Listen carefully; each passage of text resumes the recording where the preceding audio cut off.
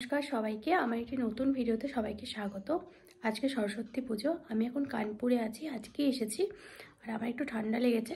এখন তো সবারই মোটামুটি ঠান্ডা লাগছে, ঠান্ডা গরমের সময়। তো এখন বিকেল 4টে বাজছে। আমি যেখানে ডান্স শিখি সেখানে ম্যাম আজকে পুজো করছে বিকেল 4টে থেকে।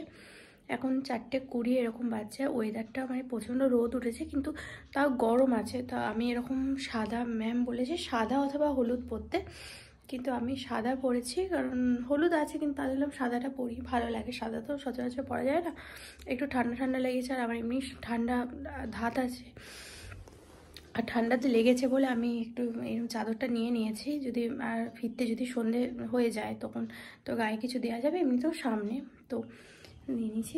দেখে লুকটা কেমন লাগছে। এবং একদমই নর্মাল সিম্পল। ওখানে আমি কোনো পারফরমেন্সও করবো না। অনেকে নাচ গান সব করবে, কিন্তু আমি কিছুই করবো না। আমি এমনিতেও মানে শরীরটা খারাপ, আর আমি কিছু করবো না।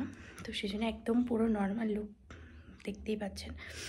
তো আশা করি ওখানে গিয়ে আপনাদের সামনে ছোট ছোট ভিডিও তুলে ধরার চেষ্টা করব। পাশে থাকবেন।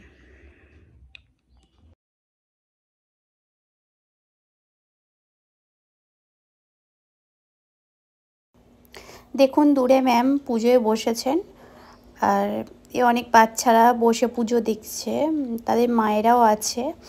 তো বাচ্চারা সব ভারতনাট্যমের ড্রেস পরে এসেছে, খুব সুন্দর লাগে। এমনিতে ভারতনাট্যমের ড্রেসে তো ভালোই লাগে। তো নাচের পারফরমেন্সও ওরা সব করেছে।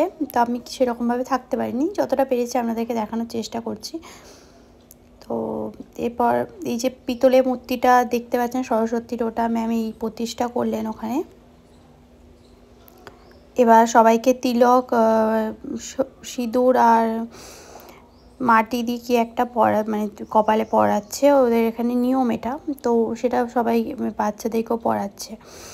তো আমাদেরকেও সবাইকে পরিয়েছিলেন। তারপর আবার পুজোতে বসে গেলেন ম্যাম।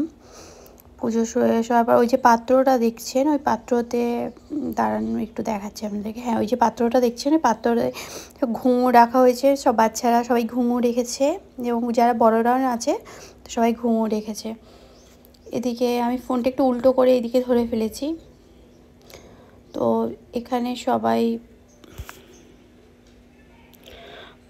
আরতির তাঁত নিচ্ছে। আরতি হয়ে গেছে, আরতি সবাই তাঁতটা নিচ্ছে।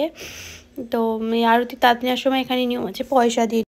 জানাবেন আপনাদের সরস্বতী পুজো কেমন করে কাটলো।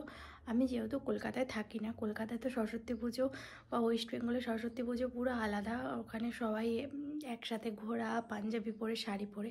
কিন্তু যেহেতু আমি এখন বর্তমানে বাইরে থাকি, ইউপিতে, তো এখানে সরস্বতী পুজো সেরকম আমি দেখিনি যে মানে কাপেলে ঘোরা বা পাঞ্জাবি পরা, শাড়ি পরা, এরকম কিছু নেই। তো যতটুকুই হচ্ছে আমি ততটুকুই তো আপনাদের সামনে তুলে ধরার চেষ্টা করবো। ভিডিওটা ভালো লাগলে লাইক, সাবস্ক্রাইব করবেন, পাশে থাকবেন, ভুল ত্রুটি ক্ষমা করবেন। বাই।